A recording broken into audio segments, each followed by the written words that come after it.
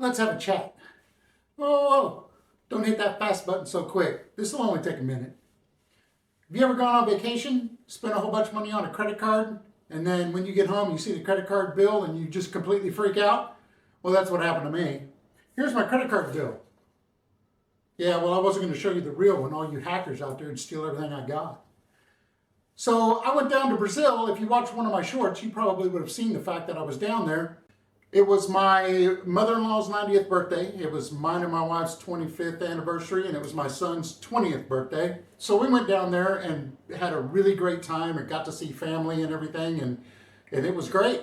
Then I got back and I looked at the bill, and man, I nearly had a heart attack. So we're going to find out. All these YouTubers tell you how much you can make selling their products that you make in your shop and everything else, and selling their designs and all of that kind of stuff. We're going to find out if that's true or not. I got a big, huge bill to pay off, and we're going to do it through woodworking. So this is the challenge. That number right there. We're going to see how far I can go, how fast I can get it paid off. Right now, we're starting with planter boxes, but we're going to have to do more than that because that's too big a bill to do with just planter boxes. So let's get started. Oh man, I need a catchphrase. Woodworkers assemble to the table saw and beyond? No, I don't know.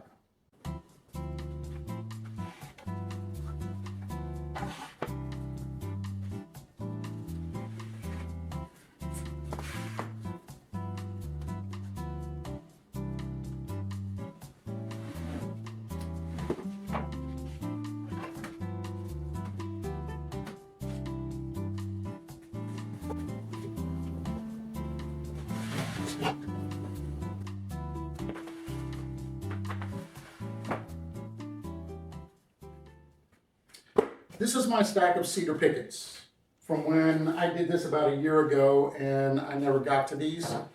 So we're going to use this up. I've got some that are 8-foot pickets and I've got some that are 6 foot and some that are just leftover scrap. I think I can get 5 of the Peech designed planter boxes out of these. So that's what I'm going to shoot for. I might get 6 if I have enough scrap left over, but we're just going to have to see how this all works out. But I like to sand mine. I like mine to be smooth. So the first thing I'm going to do is sand all of these pickets. So let's get started.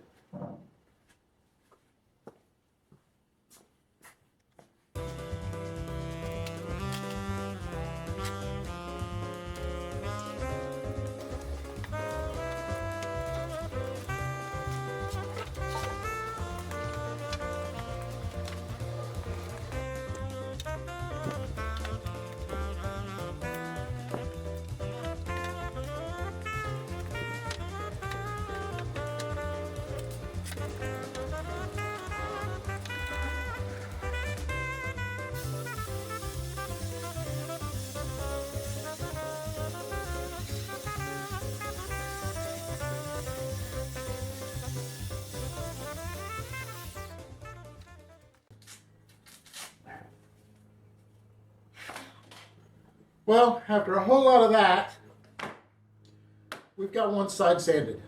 I was glad I did it outside because it kept most of the dust out, but it's awfully windy today and some of it has flown back into the shop because I can see it on surfaces. But that's okay. Most of it stayed outside. I did sand only one side. I am going to sand both edges. That's because I don't really know which part of the board I'm going to get some of my pieces from. It depends on how the board is cupped and what I think looks better. So I'm just going to do both sides and then I don't have to worry about it. Anything that's facing into the box, I'm not going to sand. There's no point to it. Top rails, I am going to sand both sides. And the reason is because when people come up and they grab your box, they're going to grab it like that on both top rails. And you're going to feel underneath or get a splinter or something if you don't do that. You certainly don't want a customer to get a splinter. So I will sand top rails. Other than that, that's about it. We are going to do some X sanding and then we're going to start cutting this stuff up. So let's get started.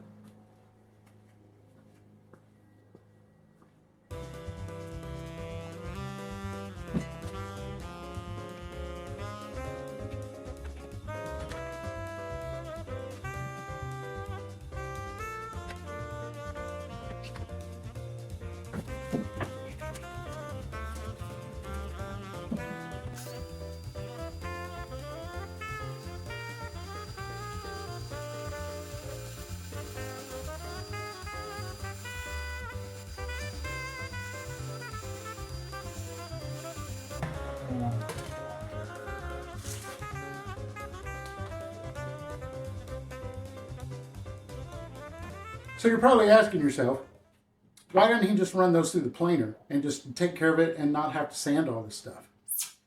Well, here's what they don't tell you on a lot of these videos. When you get these pickets, they're going to start to dry, and when they do, they start to cup. And you could run them through the planer, but when you get done, you're going to have a picket that's going to be so thin, you're not going to be able to use it. So you really kind of have to pull the flattest ones you have for the side panels. And then the others, you can cut down the middle of the cup, and you can get your rails and everything else out, and your rails will come out straight. I'll show you a little bit more of that later, but that's why it's sanding and not planing. Okay, one more thing about pickets. These are 8-foot pickets. I've got 8-foots and I've got 6-foot pickets. What I've noticed about the 8-foot pickets is they seem to be a little bit clearer and they don't seem to crack as bad. Now they still cup just like the 6-foot ones do, but then it doesn't seem to be as bad.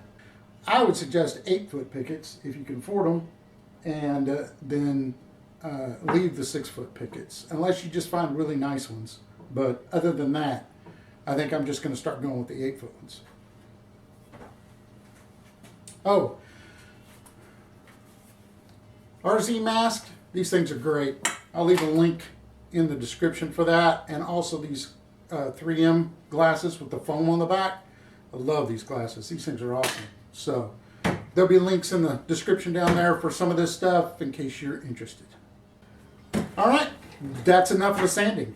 So next up, I'm going to get my DeWalt miter saw out, and we'll put that on the table, and we'll start cutting up some parts. And I did an unboxing on that DeWalt miter saw.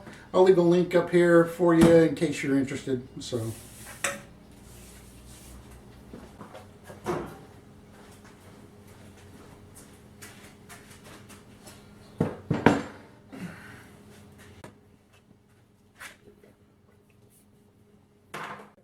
On the bright side, I get to use my miter saw. Yay. On the not so bright side, I still don't have good dust collection for this thing, so it's going to make a huge mess.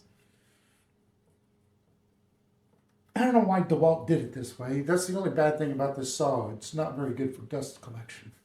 It has a bag. Why? The bag doesn't do anything.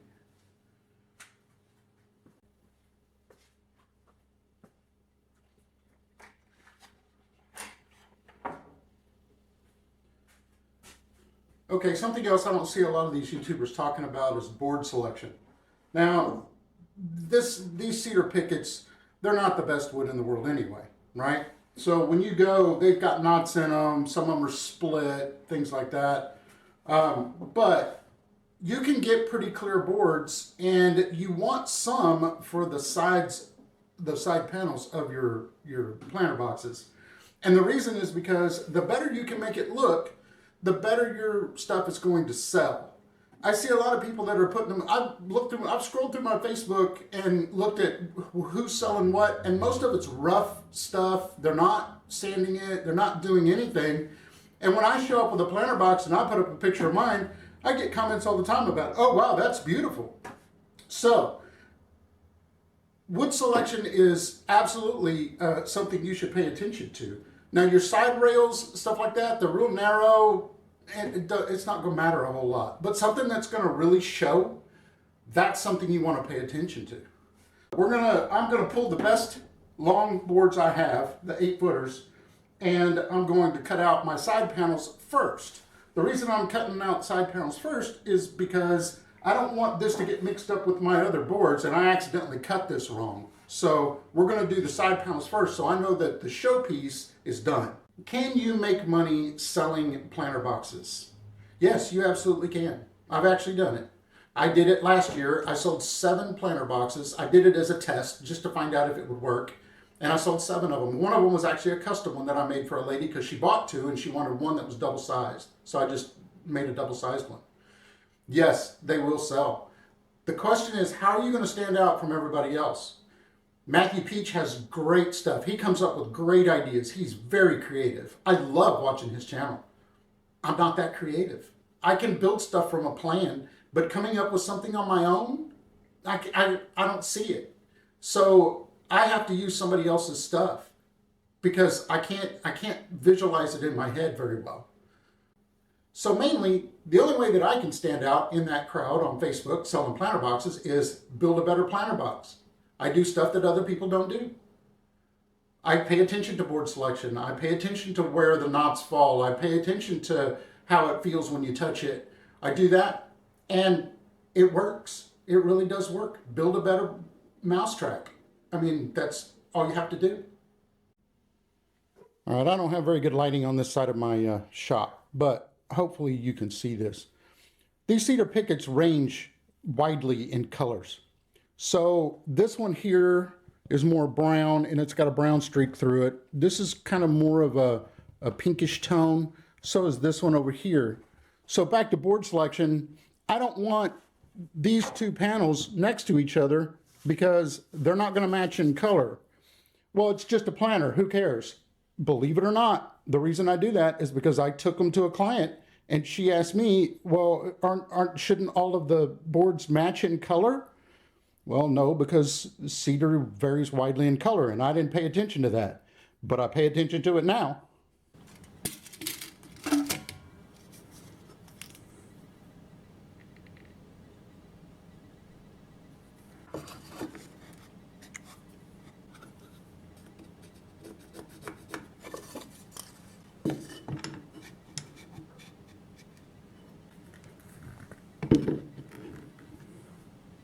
Okay, real quick tip on cutting with these fence pickets, especially if you're starting on one end.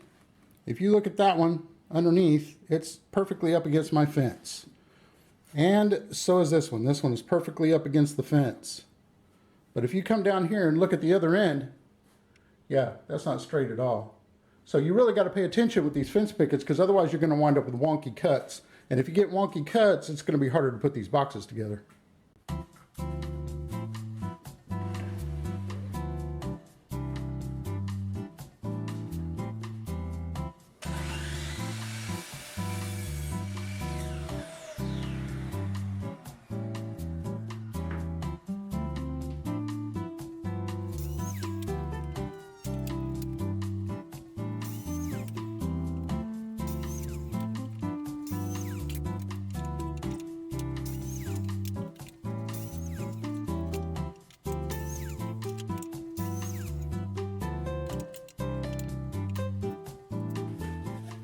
Well, I got one here that, as you can see, I messed up the cut on. So it pinched the blade and I stopped immediately. And then when I went to recut it, it wasn't all the way up against the stop block. So there you go. Now that one's kind of toast.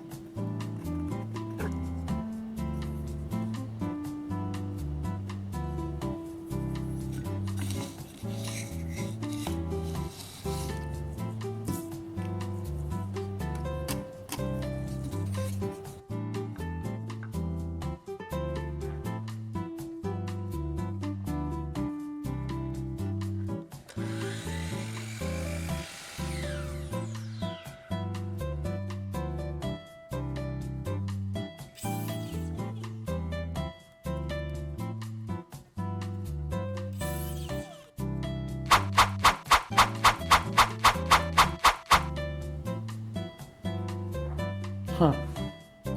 Look at that. I guess it did catch something.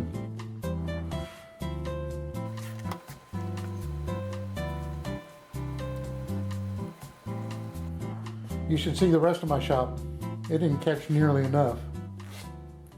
When you're putting these together, and you're using Matthew Peech's jig here, he has the side rail over here at 1 3/8. The problem is that not all your pickets are going to be uniform.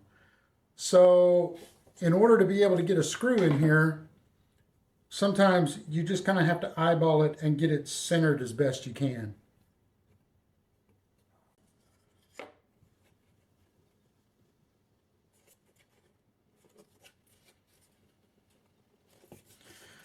Now when I pre-drill, I'll go ahead and do these first. But these on the side, I need it to go into this rail over here. So I'll angle it just a little bit, not too much, because if you go too far, it'll stick out the side. So just a little bit, and it'll catch that rail. And it takes some practice to get it right.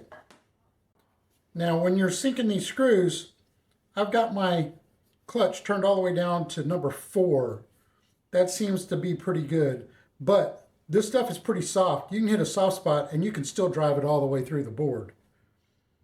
I keep it at 4, and then I have a backup screwdriver for this bit that if it doesn't go all the way in, like I hit a knot or something, then I can go ahead and sink it.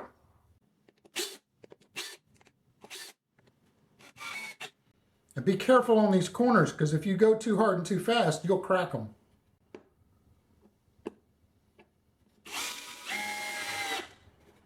See, that one actually countersunk. So did that one.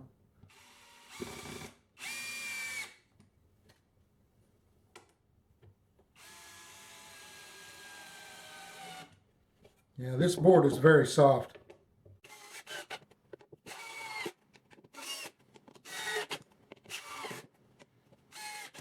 Now, right here, I've got a knot. So this one did not go all the way down. So,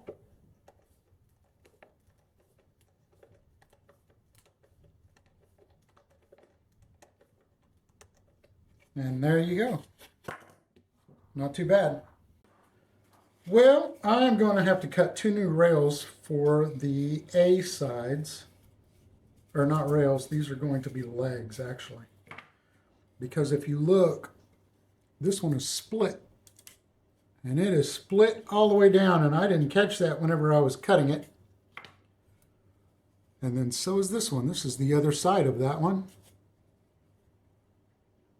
And it is split all the way down too. I got to cut 2 more of those. Actually, there's 3 legs I'm going to have to recut. Whenever you start putting all this together, you're going to want a framing square. These are pretty cheap at the big box stores, but it'll keep everything square for you. Now, what I like to do is I'll take a couple of clamps and clamp it to the workbench to keep it from moving while I'm trying to get stuff into position.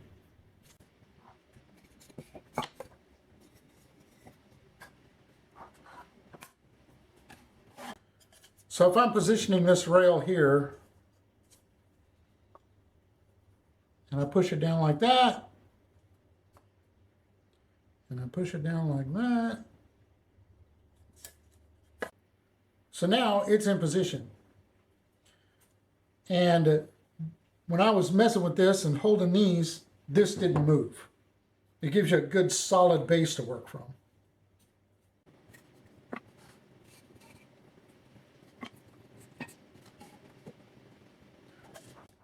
Especially whenever you're trying to position it into the center of this. This like needs to come over some.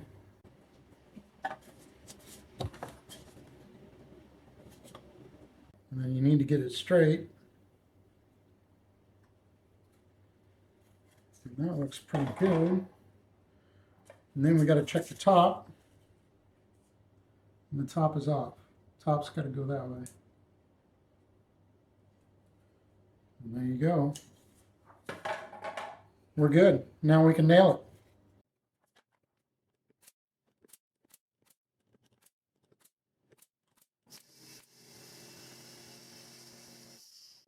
Now, these brad nails here, make sure everything is tight. And these I will angle just slightly to catch that rail.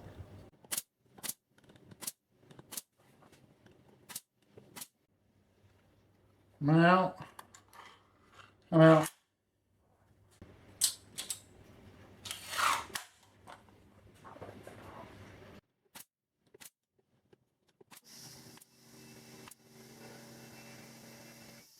All right, there you go. And I didn't miss.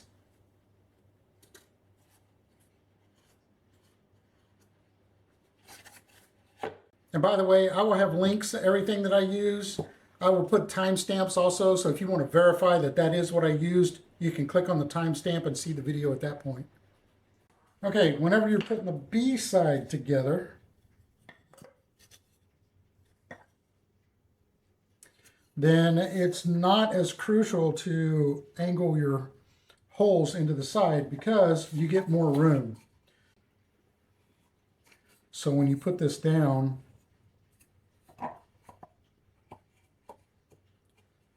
you get more overhang here.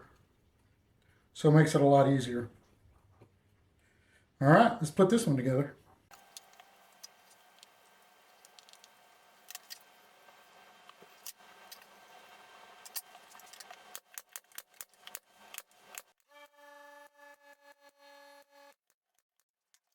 All right, there we go. Now we got to just put the screws in. Okay, a few tips. Things you need to worry about, things you don't need to worry about. Let me show you a couple of imperfections in this box, and then I'll show you what I'm going to fix and what I'm not going to fix. Okay, can you see? Yeah, I think you can see what I'm talking about. Okay. Now, these are the short pieces that go across here. You put that there, and you put that there. Whoops, wrong way. Like that. They don't line up very well. So you're going to have to cheat it just a little bit.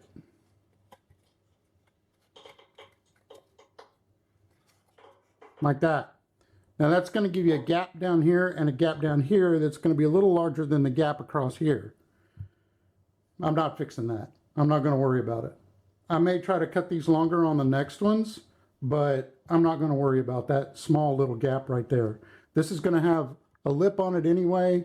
People will never see it. This, however, is split. These are the cross pieces that go across here, and I've got two of them that are split. Those I'm going to have to recut.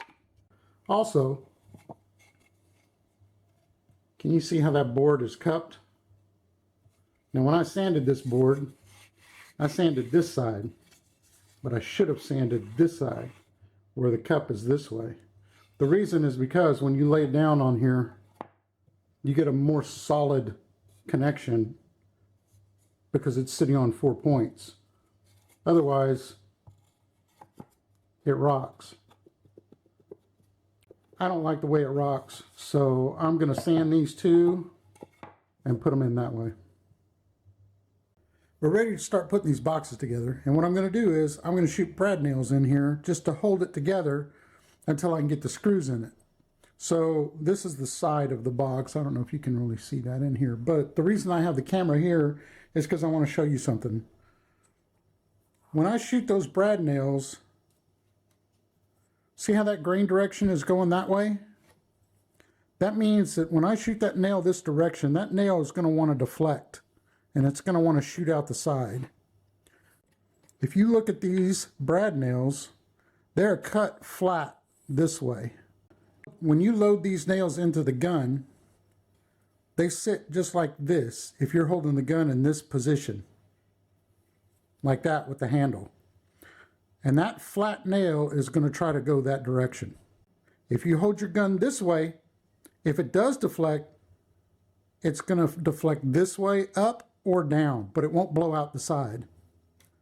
So keep that in mind whenever you're nailing. You want to hold your gun to the side this way, coming down, not up and down this way. I hope that made sense. Okay, so here's kind of what I'm talking about. Instead of going down this way, I'm going to go down this way. And nothing blew out the side.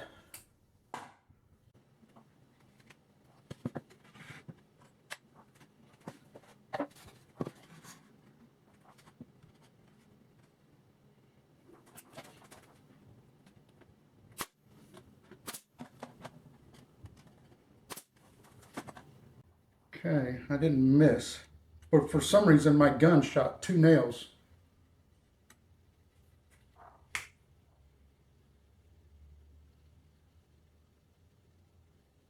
I don't know what I'm going to do about that. Here, I'll show you.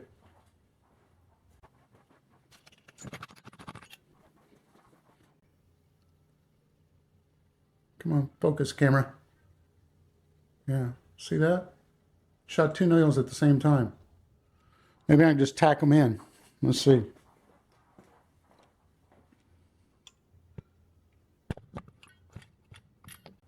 Well, before I do that, let's go ahead and put the other side on. Make it more stable.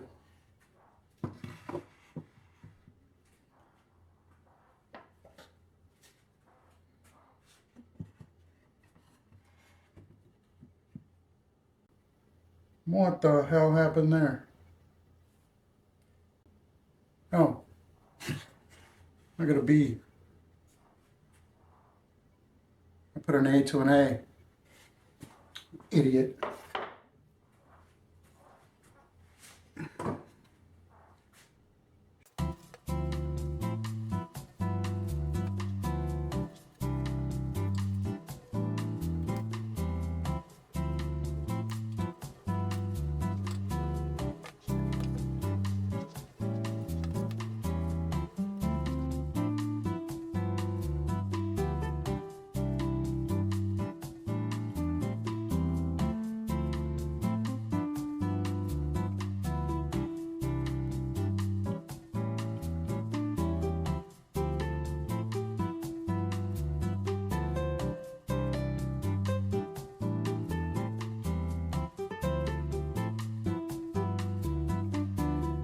Sometimes you're going to deal with a little bit of warping because your sides aren't going to be just perfect. Just keep moving forward. It'll all come out in the end.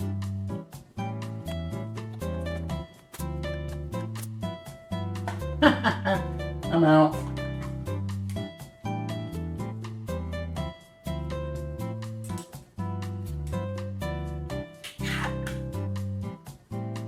That sucks because I was holding it in the perfect spot too. Looks good. I didn't miss either, so that's always great. Okay. See, I had some warping, but everything looks good now.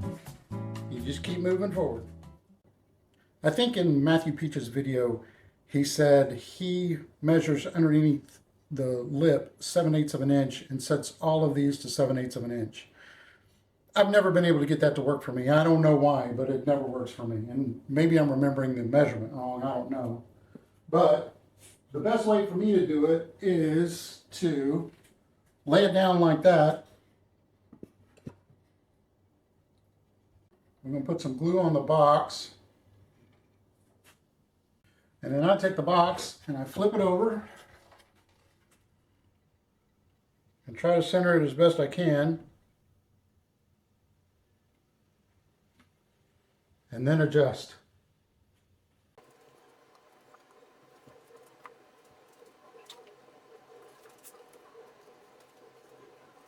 Okay, let's see how we did.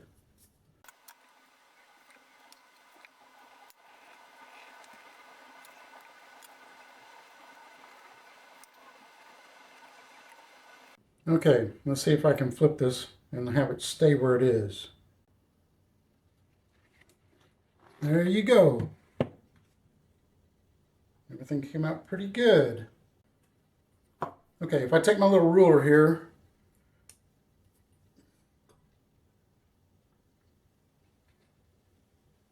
that tells me how deep it is, or where that board is located underneath. So once I know where the board is underneath, I can come to the top and mark it. And that's the edge of the board. So I know if I put my screw on this side of the line, about 3/16 of an inch, that I'll hit that board underneath. Now, screw placement matters because you want it to look good because you're going to have exposed screws. So what do we got down this line? We've got, I'm going to say, about 14 inches. Pretty close. So we're going to go 7, and then we're going to go 3.5, and we're going to go 3.5.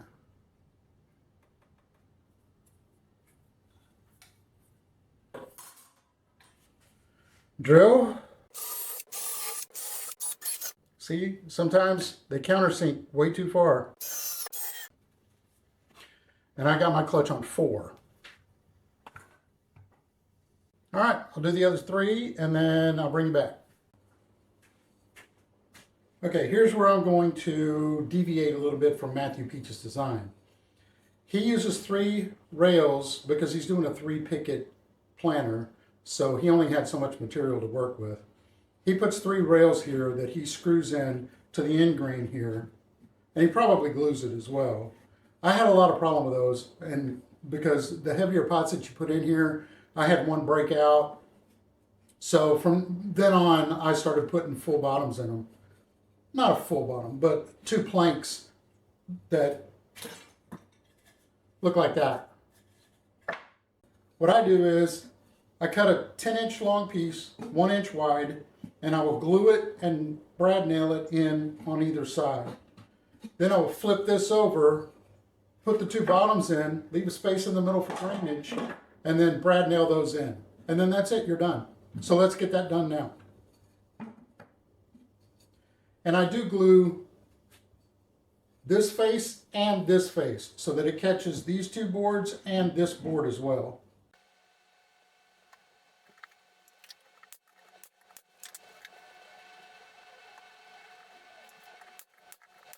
Now you can put screws in these if you wanted to. I don't. The glue's going to hold it. I've never had a problem with it. And you're going into end grain anyway, and this is real soft stuff, so those screws aren't going to do you a whole lot of good. Let me see if I can get you a pine up so you can see what I'm doing here.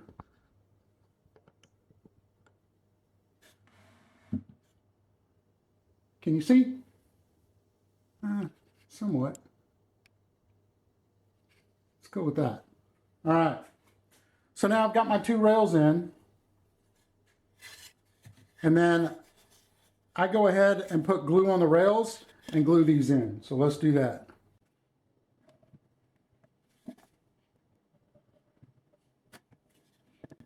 We'll put 1 there. And 1 there. And then we'll shift them around a little bit. Put that like that. And put that like that. All right, now brad nail it in and we'll be done.